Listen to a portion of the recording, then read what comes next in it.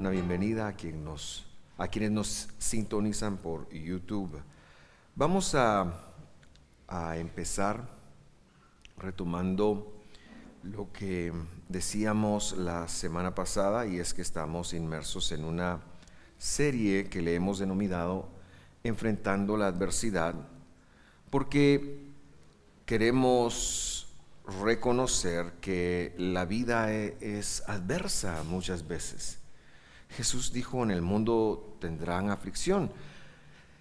Sin embargo, si somos creyentes en Dios, incluso eso puede provocar más adversidad por lo que Dios nos ha llamado a hacer y a creer. Y la semana pasada veíamos cómo se podía vivir como ovejas en medio de lobos, y cómo Herodes, recordará usted a Herodes, Antipas, mandó apresar a Pablo, ¿verdad? ¿O no? A Pedro, mandó apresar a Pedro, y cómo se le va a hacer a él una injusticia desde la perspectiva de Dios. Y cómo mató también a Jacobo, el hermano de Juan el apóstol. Y la semana pasada entonces habíamos dejado a Pedro en la cárcel. Hoy todavía lo vamos a dejar en la cárcel, no lo vamos a sacar de la cárcel, porque queremos aprender qué pasó mientras él estaba en la cárcel. Y por eso nuestro tema se llama Orando por otros. Leamos la escritura desde Hechos capítulo 12, desde el versículo 3, y dice así: y viendo que esto agradaba a los judeanos, o a los judíos no mesiánicos, hizo arrestar también a Pedro. Eso lo leíamos la semana pasada. Esto sucedió durante los días de los panes sin levadura, es decir, la fiesta donde se conmemoraba el sacrificio de Jesús. Habiéndolo arrestado, lo puso en la cárcel, dice esta versión, entregándolo a 4 grupos de soldados para que lo custodiaran, con la intención de llevarlo ante el pueblo después de la Pascua. Quiere decir que unos días después de él estar allí. La Pascua se refiere a la fiesta de los panes sin levadura, que tardaba 7 días, y cuando eso pasara, él iba a exponerlo. Y el versículo 5 dice: así pues, Pedro era custodiado en la cárcel, pero la iglesia hacía oración ferviente a Dios por él. Quiero señalar y enfatizar que el tema está basado en hacer oración por él. Por eso le llamamos orando por otros. Sin embargo, queremos revisar el concepto bíblico de la oración. Hoy en día, normalmente, cuando hablamos de orar, lo primero que viene a la mente es: vamos a hablar con Dios, decimos, ¿verdad? Y seguramente si tenemos muchas necesidades, nosotros hablamos y Dios no mucho que dice nada, ¿verdad? Y exponemos: Señor, ayúdame, cámbiame, bueno, no sé si cámbiame, pero dame y escúchame, y todo lo que se hace en este monólogo que llamamos oración. Y lo vemos como una actividad espiritual, ¿verdad? La oración tiende a ser vista como una actividad espiritual. Solo quiero enfatizar eso porque quisiera que con la escritura nosotros cambiáramos ese concepto. Orar lo vemos como un intercambio entre Dios y nosotros espiritual, ¿verdad? Pero orar no es una actividad espiritual. Voy a esperar que eso baje en su corazón. La oración es una actividad legal en la Biblia. La oración es una legalidad, como cuando usted se presenta ante los tribunales. Lo que estas personas están pidiendo es una solución legal, por supuesto, con el juez del universo, con el que sí puede cambiar las situaciones y las circunstancias. En la Biblia, cuando vemos las oraciones, si nos empezamos a poner los anteojos de la legalidad, va a tener mucho sentido. Por ejemplo, hoy nosotros oramos, decimos que oramos por la comida. Jesús nunca oró por la comida. Cuando usted lo lee bien, dice que Él bendijo. Y luego, para que lo entendamos bien, ponen los artículos, bendijo la comida, pero no bendijo la comida, bendijo a Dios por la comida y nos estaba modelando la gratitud. Y es que esta era la forma de orar en Israel, sigue siendo la forma de orar. ¿Verdad? Bendito eres tú, Señor, por lo que nos das. Se bendice a Dios por todo lo que Dios nos da. O sea, Dios no oraba por la comida, no santificaba los alimentos. No hay un solo verso que diga eso. Pero sí habla de bendecir a Dios por los alimentos. Y entonces lo que sucede es que en la Escritura la palabra, el verbo orar o la palabra oración, el verbo orar se dice itpalal y la oración es una tefilá. Tiene una connotación legal, viene del verbo juicio o enjuiciar. Y realmente por cómo está marcada en la Biblia es entrar a un juicio.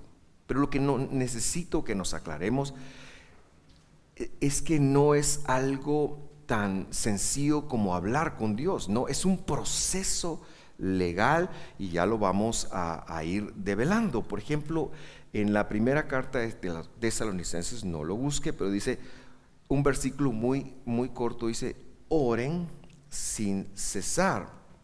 Y lo que Pablo está diciendo es, no tengan temor de entrar en juicio continuamente. La Escritura nos habla de la legalidad, de la justicia de Dios. Y esto lo vemos desde Génesis, cuando Dios establece una justicia y dice, no coman de este árbol, coman de todos estos. Cuando Dios establece esa legalidad, el hombre viene y rompe esa.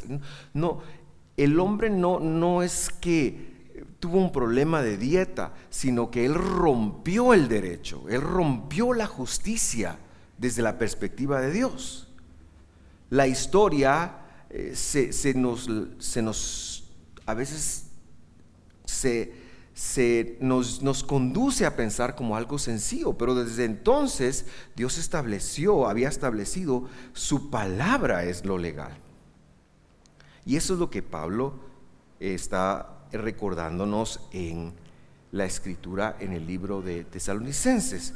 Ahora, este concepto es un poquito difícil de captarlo. Cuando regresando a Hechos se nos dice que se oró fervientemente o sin cesar, porque es la misma palabra, por Pedro. Lo que quiere decir es que esta congregación tenía un conocimiento de los procedimientos legales y decidieron emplearlas en favor de Pedro. Pedro está viviendo una injusticia según el cielo y según nosotros. ¿Por qué razón? Porque a Pedro lo han metido en la cárcel por predicar a Jesús y están a punto de someterlo a la muerte, lo mismo que le pasó a Santiago. A todas luces, eso es algo que a mí me parece injusto. ¿A usted cómo le parecería que por su creencia en Dios lo metieran a la cárcel? Incluso nuestra constitución en este país protege la libertad de culto. Y esto funciona para todos lados. Por ejemplo, acá, según las leyes de la nación, si alguien quiere ser de la iglesia satanista, tiene el derecho de ser la iglesia satanista, de ser de esa iglesia. No se le puede perseguir por ser de esa iglesia. Estoy hablando desde la perspectiva del país, desde la Constitución. Nosotros sabemos que eso no está bien, pero la ley le protege. Y entonces aquí está Pedro, que está perseguido por lo que él cree, por lo que él predica y por lo que él vive. Él está viviendo una injusticia.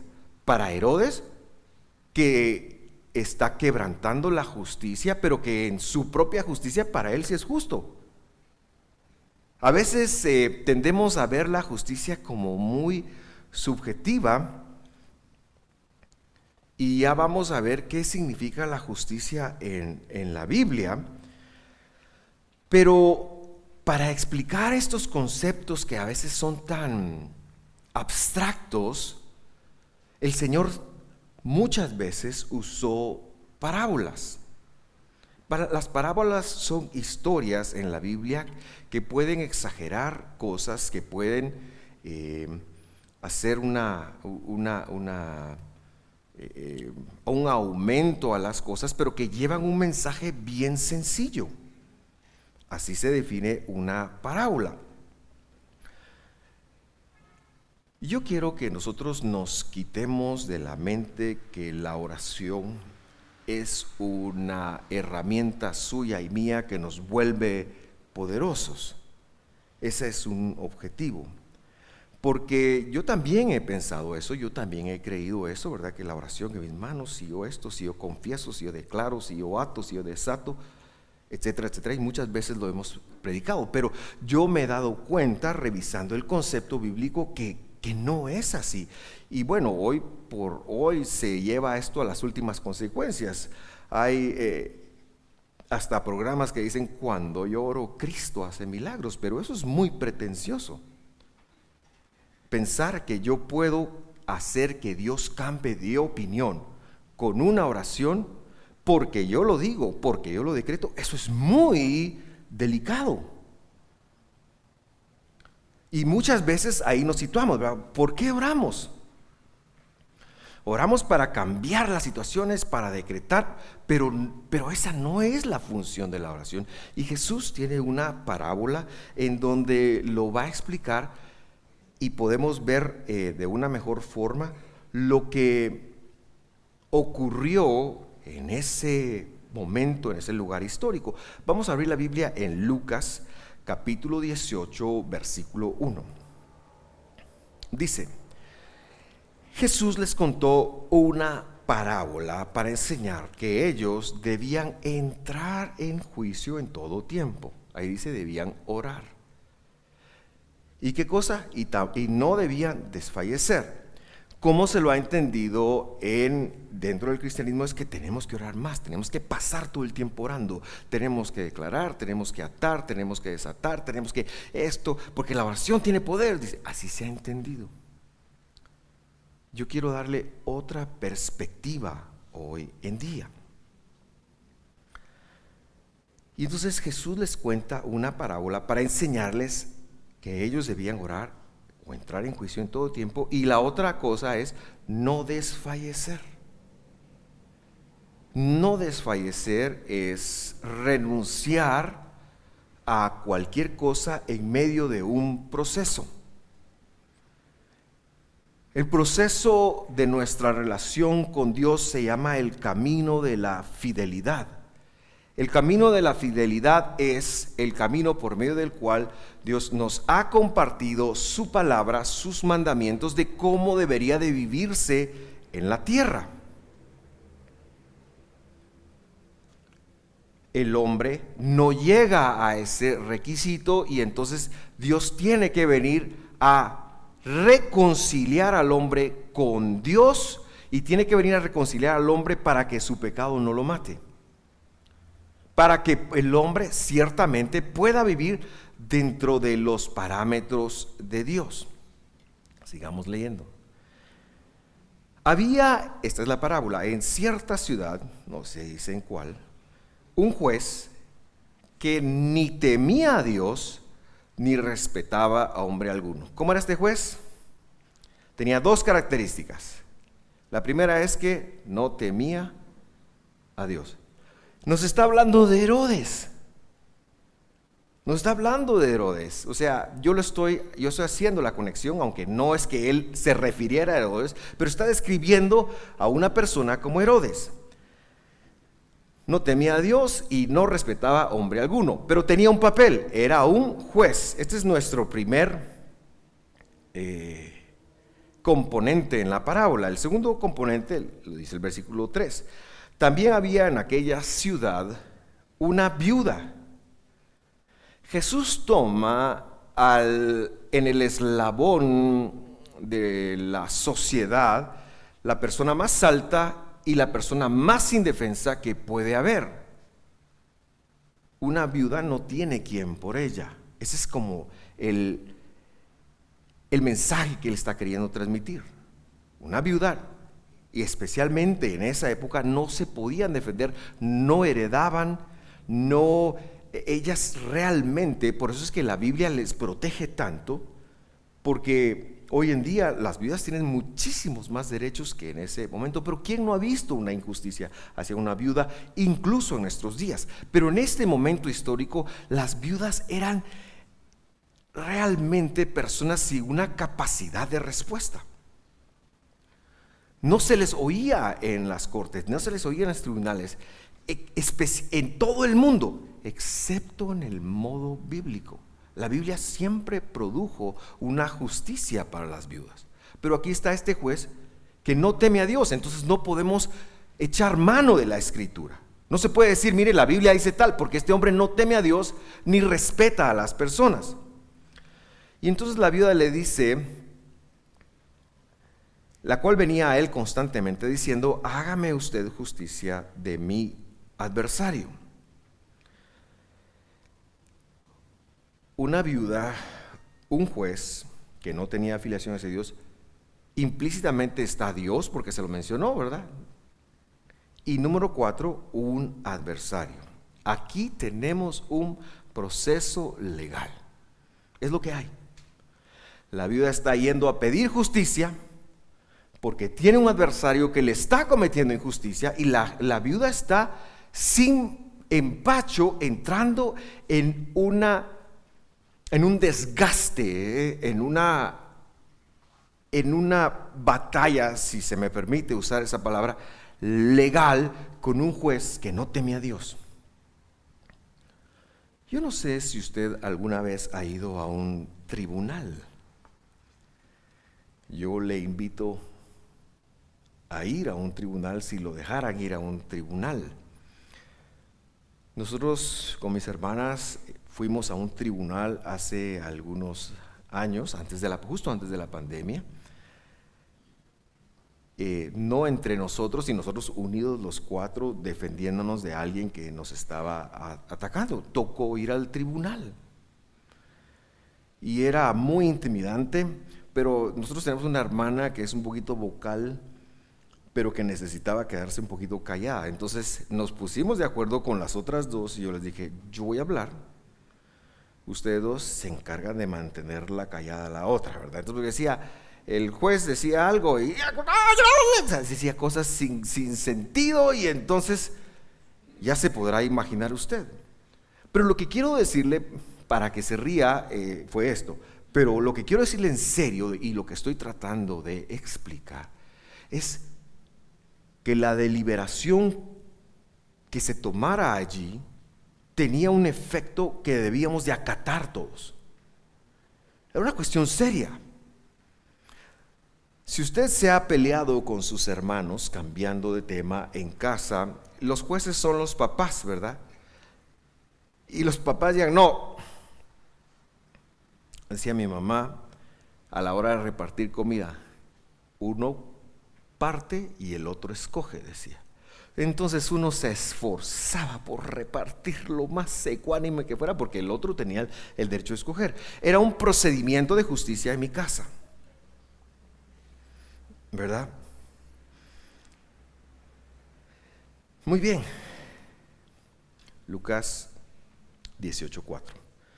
Por algún tiempo, dice, el juez no quiso oírla, atenderla. Pero después dijo para sí, aunque ni temo a Dios ni respeto a hombre alguno, sin embargo, porque esta viuda me molesta, le haré justicia, no sea que por venir continuamente me agote la paciencia. Ahora, lamentablemente, muchos predicadores se pararon a decir, si ya vio a Dios, hay que convencerlo a pura oración. Y se compara a Dios con el juez injusto. Eso es satánico.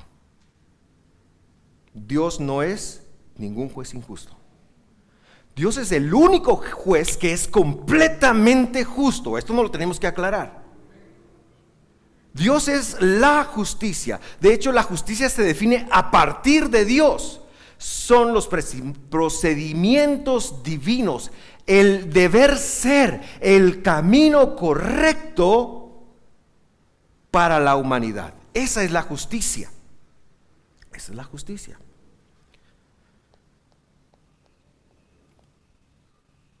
El procedimiento, el deber ser, la defensa de los procedimientos correctos desde la perspectiva divina. Entonces no podemos comparar, esa no era la intención de Jesús, de comparar al juez injusto con Dios. No se trata de que la viuda aburrió al juez, ese no es el punto de la historia. No se trata de que nuestras oraciones nos presentemos de tal manera que aburramos a Dios, ese no es el punto. Así se lo lee. Leamos por favor cuál es el punto. El Señor dijo, pero ese es el Señor Jesús, escuchen lo que dijo el juez injusto. ¿Qué dijo el juez injusto? Regresamos al versículo 5. Sin embargo, porque esta viuda me molesta, le haré justicia, no sea que por venir continuamente me agote la paciencia. Lo que el Señor está diciendo en el 5 es, escuchemos que el juez finalmente quiso hacer justicia. Y el punto que quiero que observe conmigo es quién le dijo al juez que hiciera justicia. ¿Quién le convenció, lo condujo al juez a hacer justicia? ¿Quién? Dios. No importaba qué tan injusto fuera este hombre, que tenía la capacidad de hacerle justicia a la viuda. Pero en medio de cualquier circunstancia que se dé en la vida, en medio de cualquier tribunal y en medio de cualquier autoridad, el que aplica la justicia es Dios, aunque los hombres no quieran aplicarla. Ese es el punto de la parábola. El punto de la parábola es que Dios está incluso sobre los tribunales humanos, aunque no sean creyentes. Este juez no creía en Dios. Finalmente decía, lo voy a hacer. Claro, él lo justificó y dijo, porque ya me tiene, mi mamá decía, ya me tiene chino, decía mi mamá. No sé si ese dicho todavía aplica ahora, ¿verdad? Pero vamos a cambiarlo, porque si hay alguien de la China acá, se va a ofender. Ya me tiene cansado que esta venga y me pida justicia. Y como ya me cansé, le voy a hacer justicia. Dios estaba detrás de eso, impulsando al juez a hacer justicia. Ese es el punto de la parábola. El punto de la palabra no es que seamos necios en orarle a Dios por la misma cosa, como se lo ha entendido. El punto de la parábola es que nosotros tenemos que conectar que el que emite justicia, el que convence el corazón de los hombres, es Dios. Si tú tienes una querella contra alguien más, mi consejo es que te empieces a entender con Dios. Porque si te funcionara querellarte contra alguien y convencerlo de su maldad, no tendrías ya esa querella. Ningún humano puede convencer a ningún otro humano de absolutamente nada. Dos personas pueden estar viendo un mismo partido de distinto equipo y cuando se cobra penal, el otro puede decir, no era, los árbitros realmente la tienen difícil. Y se puede justificar eso de mil maneras. No vamos a convencer el corazón de alguien. El que convence los corazones es Dios. El único que puede convencer el corazón de las personas es Dios, y Él es el que aplica la justicia. Versículo 7. Una pregunta que Jesús hace y que corrobora lo que hemos venido diciendo. ¿Y no hará Dios justicia Pero yo quiero que usted note la palabra que va después de justicia. ¿Qué palabra dice? ¿A quiénes va a hacer Dios justicia? ¿Quiénes son los escogidos de Dios? ¿Quiénes son los escogidos de Dios? Es muy fácil, los que Él escogió. Los que se tomaron esta idea de que Dios fue levantado en un madero, dio su vida por ellos y que eso les gana la salvación eterna. Esos son los escogidos de Dios, porque a mucha gente eso no le tiene sentido. Los que Dios escogió para salvar. Y no hará Dios justicia a sus escogidos que claman a Él día y noche. El día y noche, nuevamente, no representa que todo el tiempo tenemos que estar haciendo esto, sino que es un modismo para acordarte que cuando tú tengas una situación y eso pasa de día, te la entiendas con Dios, y la situación pasa de noche, te la entiendas con Dios. No está hablando de frecuencia, sino está hablando de exclusividad. Él es el juez del universo. La Biblia dice que Dios es el juez por excelencia. Él es el juez. Y Él es el juez que tiene la capacidad de liberar cuando todo el mundo apresa. Y como lo veremos la próxima semana, aunque para ello tenga que enviar un par de ángeles, si Dios ha dictaminado liberar, lo va a liberar, y no le importa a Dios cuál ejército se le oponga. La otra pregunta retórica, bueno, respóndame esa pregunta, por favor. ¿Y no hará Dios justicia a sus escogidos? ¿Sí o no? ¿Sí o no? ¿Estamos claros en eso? ¿Estás seguro, verdad? La otra pregunta, ya llevas 50% de la nota. La otra pregunta es, ¿se tardará mucho Dios en responder? ¿Se tarda Dios en responder? Esa es otra idea. En el tiempo de Dios. ¿Dónde está el versículo? Diga, Dios responderá en el tiempo de Dios. ¿Dónde está? ¿Se tardará mucho en responderles? Es otra pregunta retórica. La respuesta es, no se tardará.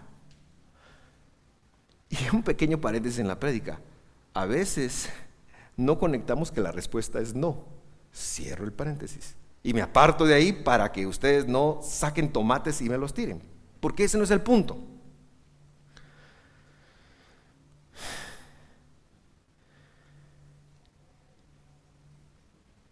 La respuesta es no.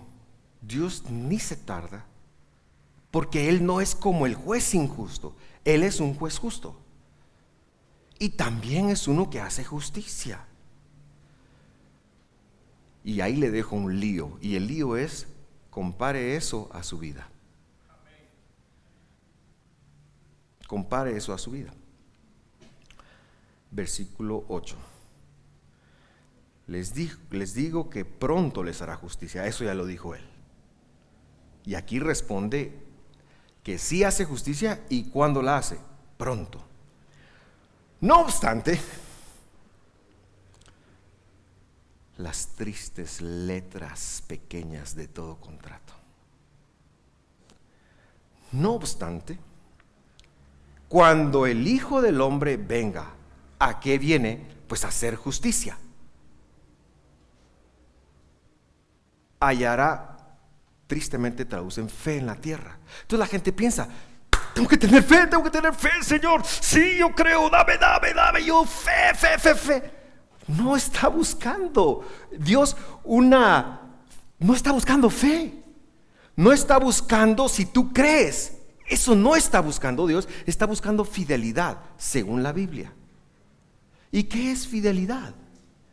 Fidelidad es el comportamiento de los escogidos basado en la verdad de Dios. Si tú vas con Dios, si tú tomas la escritura de Dios y modelas y vives y exhibes la escritura de Dios, eso es lo que Él está buscando. Es que de lo contrario, yo puedo hacer cualquier porquería de la tierra, perdone esa palabra, puedo hacer cualquier cafre si usted quiere, y con solo que tuviera bonita fe, Dios me tendría que responder. Pero no es lo que Dios está buscando. Dios está enfocando en mi performance.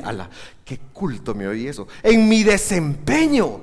¿Por qué? Porque Él me ha dado en la escritura su justicia, el camino correcto para moverme, el camino para caminar. Y Pedro llevaba ese camino, Pedro le servía a Dios. Está pasando un bache en su vida y la iglesia está entrando en juicio, en un proceso legal para que Dios actúe justamente. Pero hay una fidelidad, hay un desempeño, pero no es meritorio, porque el que nos conduce a ello es Dios.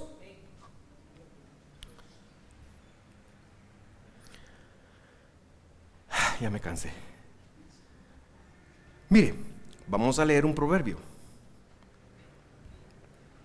A ver cómo le parece este proverbio. 28:9. El que aparta su oído, el que aparta su oído. Este versículo tiene que entrar acá, bajar acá y regarse en todo acá. El que aparta su oído para no oír la ley. La Biblia allí dice la palabra Torah, y yo le pongo una breve explicación ahí entre paréntesis. O sea, la Biblia sí dice Torah, pero la explicación que está entre paréntesis, eso es para que usted lo conecte mejor. Esa la puse yo. Correcta aplicación de la justicia. ¿Qué es la Torah? Es la correcta aplicación de la justicia, porque la Torah no es idea de Moisés, es idea de Dios. La Torah es la correcta, el Evangelio es la correcta aplicación de la justicia, porque no es idea de Pedro, de Juan, de Marcos, es la idea de, las cartas de Pablo son la idea de, pero este versículo especialmente se refiere a los primeros 5 libros de Moisés. El que aparta su oración para no oír la ley. ¿Qué quiere decir eso? No oír es así, ¿verdad? El pastor está predicando, el maestro está enseñando, está hablando de la Biblia. No, así no es. Eso no es lo que me dice mi experiencia. Eso es apartar. No, es que yo sí fui a la U, usted. Es pastor porque, no. Yo también fui a la U. Pero el que aparta su oído, es decir, no voy a escuchar la forma correcta de hacer las cosas de Dios, voy a hacerlo mejor con mi inteligencia, porque yo sí soy inteligente, yo sé más que Dios cómo vivir, cómo descansar, cómo comer, yo sé más que Dios de las relaciones personales, yo sé más que Dios de cómo adorarlo, yo sé más que Dios de cómo vivir. Estoy siendo muy sarcástico porque no lo sé. El que sí lo sabe es Dios. Y es tan amoroso, tan misericordioso, que te lo compartió en una carta de amor que se llama la Biblia. Te lo compartió. Es que eso no es para que tú lo examines y digas, oh, no, es que eso era para otros tiempos. O sea, no, eso es una carta de amor, es una declaración de amor de cuál es el correcto procedimiento, el correcto camino de todas las cosas. Eso es lo que es la Escritura. Dice, el que aparta su oído y no solo no oye, sino rechaza. Eso quiere decir. Y si alguien rechaza, pues, ¿por qué? Porque tiene una mejor forma de hacer las cosas. Cuando entra en juicio, será abominable. ¿Quieres saber qué quiere decir abominable en la Biblia? Se lo voy a explicar así, porque pienso que no hay alguien aquí que le guste eso. Pero intente comerse una cucaracha en chicharrón. ¿Cómo le parece eso? Abominable. Eso es abominable. Eso es abominable. nuestra oración, nuestro acercamiento a la justicia de Dios, sin escuchar su palabra, a Dios, ¿cómo le parece? Aunque seamos escogidos. Pero un escogido de Dios no puede vivir en el engaño de que su palabra no cuenta. Un escogido de Dios debiera tener la habilidad dada por Dios de doblegar su corazón a Dios para decir: la Biblia es verdad.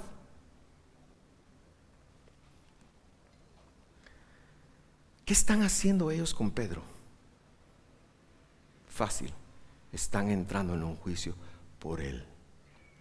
El clamor de ellos para Pedro es: Señor, venimos o llegamos delante de ti porque en ese procedimiento legal donde tú vas a tocarle la puerta al amo del universo, ahí sí que hay una posibilidad de cambiar. Ahí sí que la hay, pero es un proceso legal de justicia. El problema de la oración es que se nos las ha vendido como que usted ora por lo que usted quiera y va a pasar lo que usted quiera. Eso no es así, hermanos. Eso no está en la Biblia. Eso nos han dicho. Mire, si usted quiere que su marido cambie, ore por él. Si usted quiere que sus hijos, ore por él. Yo sé que estoy tocando fibras muy delicadas, pero ahí le voy a decir cómo salirme de estas fibras muy delicadas. Porque el principio aquí es: yo quiero que este cambie, cámbialo, Señor. Eso es lo que está detrás de lo que nosotros oramos. La oración es un proceso legal. La otra semana lo vamos a ver. Pedro se lo pasó bomba en la cárcel. Quienes necesitaban orar y pedirle a Dios por Pedro fueron los que se quedaron en la iglesia. Pedro se lo pasó bomba, ahí estaba descansando y dijo: tengo 4 guaruras ahorita, cool, pues no hay internet acá, pero voy a empezar a escribir mi cartita, dijo Pedro, y empezó con los primeros 3 versículos de Primera de Juan. Estoy bromeando, no lo sé, pero Pedro se lo pasó bomba. Y de repente en la noche usted ve, y lo vamos a ver la otra semana, que lo despiertan y sí, salgamos pues, y el Pedro feliz, salió chilero, como decimos en Guate. Pedro no la estaba pasando mal. Le dieron comida gratis o le dieron ayuno gratis, no sé qué le dieron, no hay más detalles. Pero la iglesia entró en juicio por él. Y el punto es: podemos entrar en juicio por otras personas. Podemos entrar en juicio para que Dios actúe en favor de ellas. La segunda cosa que debemos de es que el objetivo de la oración, del procedimiento legal, es el cambio. ¿De quién? Del que lo ora. La oración no tiene como finalidad, o el entrar en juicio no tiene como finalidad cambiar a la persona. Tiene como finalidad cambiarte a ti, porque tú eres el que va a pedir justicia. En función de Pedro, sí era un poquito intercesorio. A veces, si vemos a un hermano, a una hermana, a un familiar, a alguien que nos provoca misericordia, pasándolo mal, este es el camino. Señor, yo vengo a ti a pedirte favor. ¿Sabe quién lo modeló muy bien? Y no tengo todo el tiempo para ir. Daniel. Cuando usted tenga el chance, léase en Daniel capítulo 9. Hay una oración en donde él está un día y le llegó un WhatsApp y dijo: lee el profeta Nehemías. Y se puso a leer Nehemías, y Nehemías decía: 70 años tienes que pasar en exilio. Y entonces él entra en juicio y dice: Señor, 70 años ya llegaron.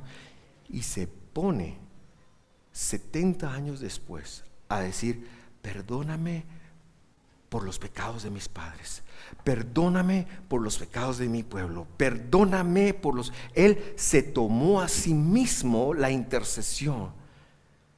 Hermano, cuando alguien te haga un daño, este es el mejor camino. ¿Por qué? Porque al que hace un daño a un escogido de Dios, eso es muy serio. está pecando contra ti. Pídele tú a Dios que tenga misericordia. Ese es el mensaje de Jesús el Madero. Padre, perdónalos, for they know not what they do. Padre, perdónalos porque no saben lo que están haciendo. No saben lo que están haciendo. E intercedió, sí, por todos los que estaban burlándose con lanzas, con eso, pero también por nosotros, por cuya herida Él fue molido. Entonces la oración, en primer lugar, es un proceso. En segundo lugar, el objetivo de la oración es el cambio tuyo, tuyo, tuyo. ¿Por qué? Porque si Dios no quisiera que tú cambiaras algo, tú no estarías viviendo lo que Él te permitió vivir.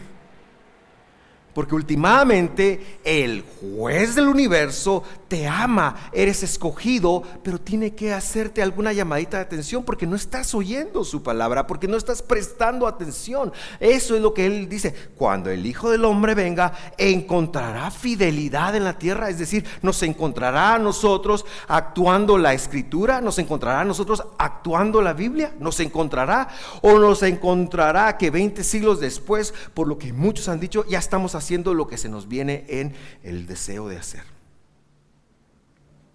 Querido hermano,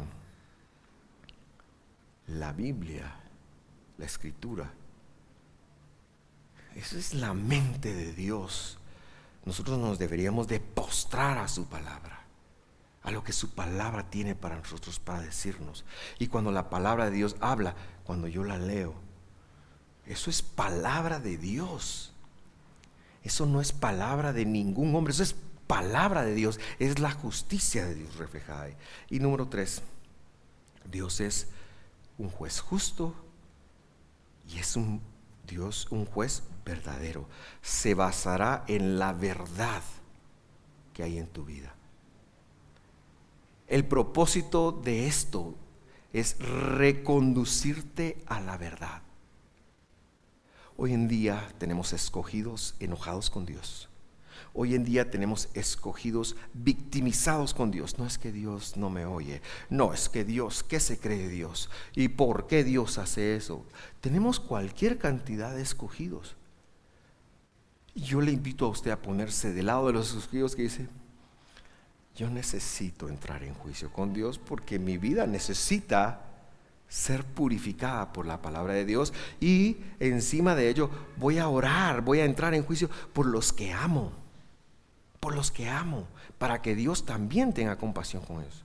Y repito, Pedro, usted lo va a ver, no lo va a ver como se ve a la iglesia. Pedro lo pasó cool, bomba, y hasta vio ángeles. No sé si era su primera vez, bueno, haber visto a Jesús cara a cara, ¿qué se puede comparar con eso? Pero Pedro no lo pasó mal. Vamos a orar. Yo quiero invitarle esta mañana a que usted reconsidere su postura con respecto de la oración.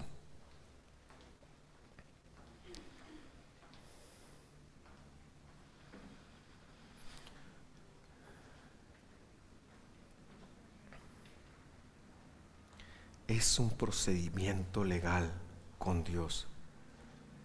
Si algo tiene razón muchas veces cualquier predicador, sí, ahí se pueden cambiar las cosas.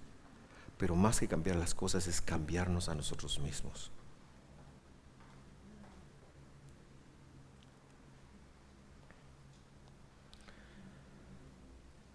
Yo no sé en qué momento de tu vida esta charla te toma, pero quiero que sepas que enfrentas un adversario que busca tu destrucción. Quiero que sepas que enfrentas un adversario que te tiene mucha cólera, que te tiene mucho celo, que te tiene mucha envidia, porque a Dios, a ti en tu rebeldía sí te perdonó y a Él no. Ni quiero mencionar su nombre porque yo sé que ustedes ya saben a quién me estoy refiriendo. Este adversario viene en todo momento contra ti y despierta tu humanidad La Biblia le llama a eso la carne. Todo el tiempo. Y si nosotros respondemos a esa humanidad, a esa carne, a lo que este adversario despierta, por supuesto vamos a quebrantar y más y más y más y más la Escritura. Y eso nos hace apartarnos del proceso justo de Dios, del procedimiento justo de Dios. Yo quisiera sugerirte que tú debes de oír y oír esta prédica, especialmente si tienes situaciones en tu corazón.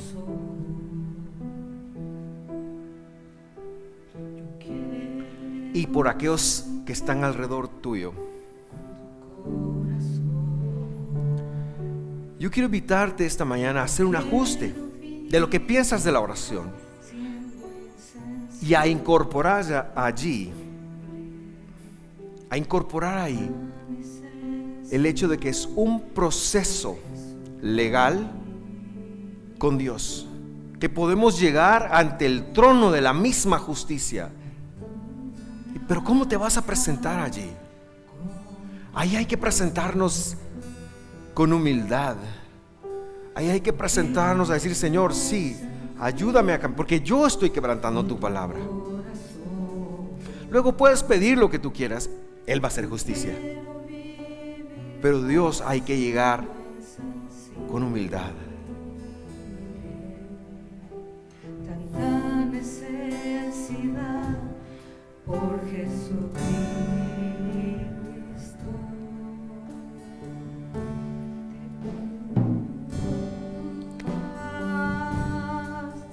para mi ciudad te pido perdón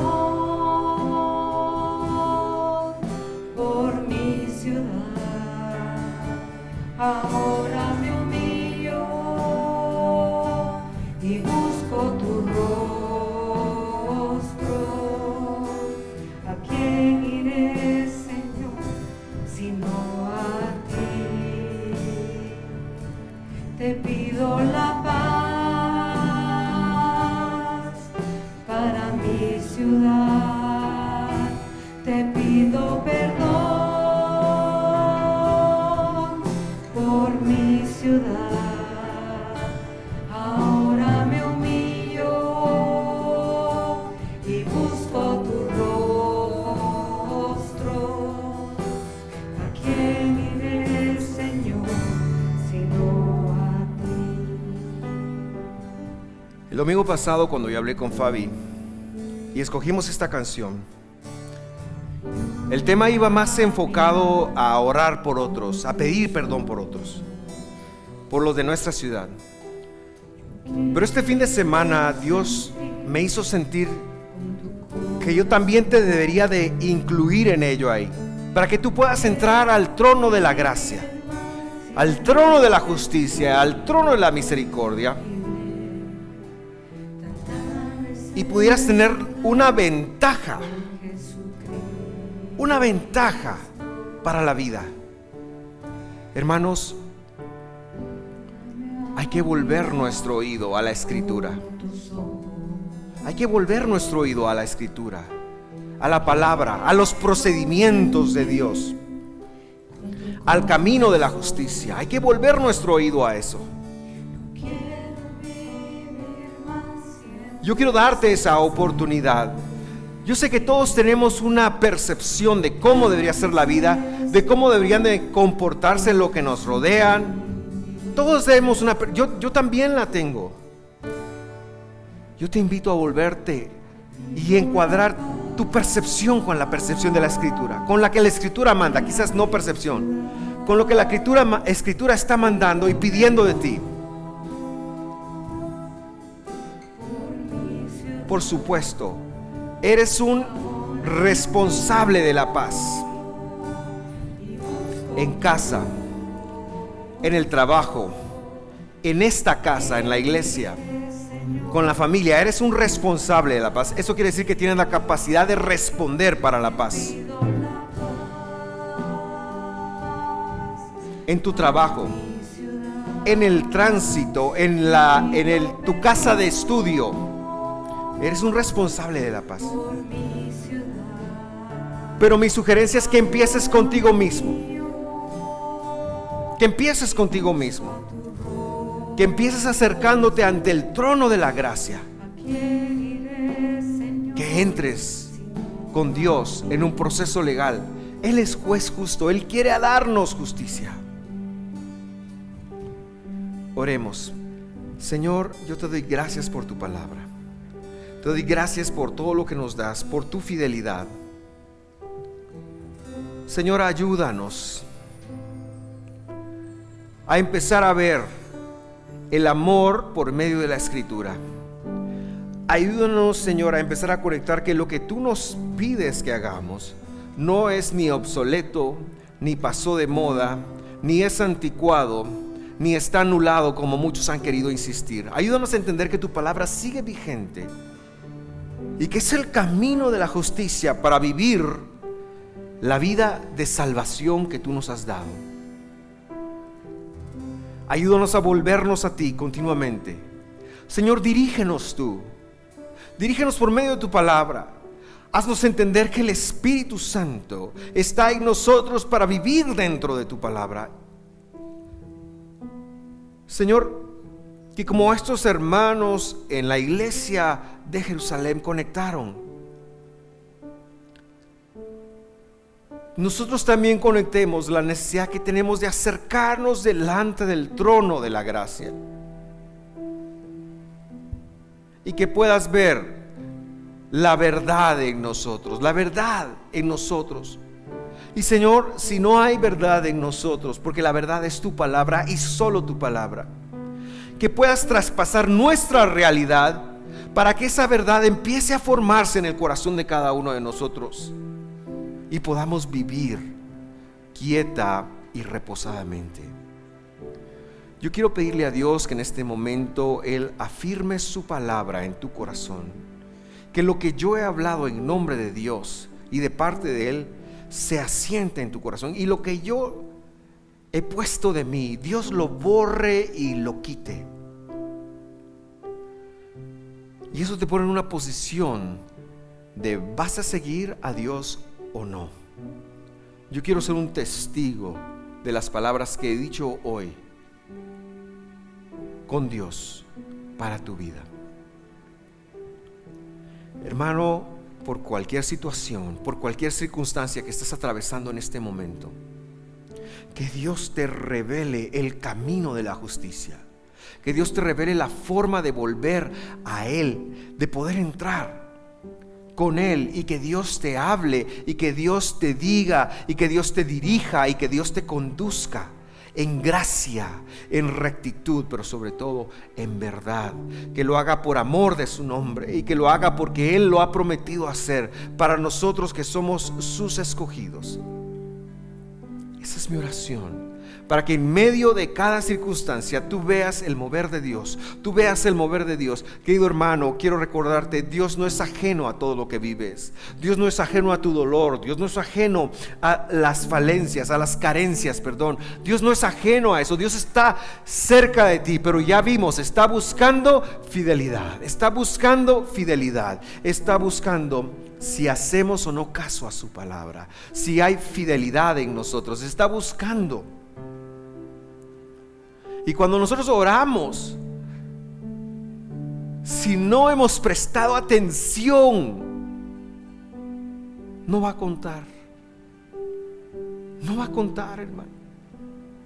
Yo te invito a hacer que tu oración, tu entrada en juicio, cuente para ti. En el nombre de Jesús. Si tú quieres recibir a Jesús esta mañana, hoy es un buen día para hacerlo. Yo quiero invitarte a hacer esta oración conmigo, y con ella voy a terminar. Mi buen Dios, yo quiero reconocer públicamente esta mañana de que tú diste tu vida por mí en un madero. Tu nombre es Jesús. Viniste a la tierra, tomaste forma de hombre, diste tu vida por mí. Resucitaste 3 días después, 72 horas después te estabas levantando de la muerte. La muerte no te pudo contener. Ayúdame a seguirte. Escribe mi nombre en el libro de la vida, en el nombre de Jesús. en el nombre de Jesús. Con esta pequeña oración, si tú la hiciste por primera vez, yo te invito a hacernos un comentario, porque el resto es una vida, no es nada más hacer una oración. Esto es un proceso. Si tú estás en sala acá e hiciste esa oración por primera vez, yo te invito a abordarme al final, o abordar a alguien de los hermanos vestidos de azul, los servidores, o a mi esposa, para indicarte el camino en que hay que seguir. En el nombre de Jesús, en el nombre de Jesús oramos y decimos amén y amén. Antes de despedir la transmisión en vivo y dar lugar a lo que sigue, solo quiero comentarles que tenemos en el corazón hacer bautismos el último domingo de marzo. Si alguno de ustedes no se ha bautizado y quiere descender a las aguas del bautismo, lo único que es el domingo 26, para dar una fecha. El domingo 19 a mí me gustaría tener una charla preparatoria con las personas que quisieran bautizarse. Entonces, por favor, ¿dónde está la hermana Miriam? Hermana Miriam, ¿puedes ponerte de pie? Si usted quisiera registrarse para ser bautizado, por favor, puede hablar con Miriam. Allá está atrás, levanta tu mano, Miriam, atrás. Yo sé que sos famosamente y mundialmente conocida. Gracias, Miriam, muy amable. Entonces, si usted quisiera bautizarse, si usted nos ve desde casa y quiere bautizarse ese día, igual lo invitamos a venir un domingo antes. Por el momento le enviamos un fuerte abrazo, que Dios los bendiga y nos vemos la próxima semana.